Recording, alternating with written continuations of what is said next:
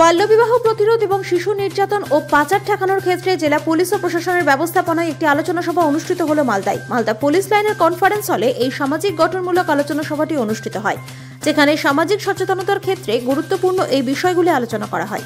উক্ত অনুষ্ঠানে উপস্থিত পুলিশ আধিকারিক ও জেলা প্রশাসনের কর্মকর্তাদের সামনে তুলে ধরা হয়, পাশাপাশি মতামত বিনিময় করা হয়। এই দিনের এই আলোচনা সভায় উপস্থিত ছিলেন অতিরিক্ত পুলিশ সুপার সম্ভব জৈন, কলকাতার ভবানী ভবনের সরকারি পাবলিক প্রসিকিউটর দেবরঞ্জন ব্যানার্জি, জেলা চাইল্ড ওয়েলফেয়ার কমিটির চেয়ারপারসন অম্বরীশ বর্মন, সংশ্লিষ্ট দপ্তরের child protection officer Sukhendu Shekhar জানা সহ অন্যান্যরা। এই দিন জেলার প্রতিটি থানার বেশ কিছু পুলিশ আধিকারিকরাও উপস্থিত হয়েছিলেন। মালদা থেকে হরেন চৌধুরীর রিপোর্ট, বাংলার কথা।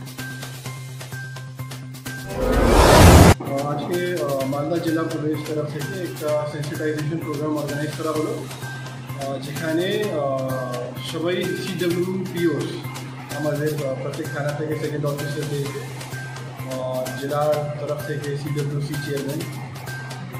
চেয়ারপারসন, তারপর DCPO, কিছু কিছু স্পেশাল টিপি, এছাড়া আমাদের একটা স্পেশালাইজড NGO শক্তি বাহিনীকে নিয়ে একটা child trafficking, child marriage and child sexual অ্যাবিউজকে নিয়ে সেন্সিটাইজেশন প্রোগ্রাম অর্গানাইজ করা হলো।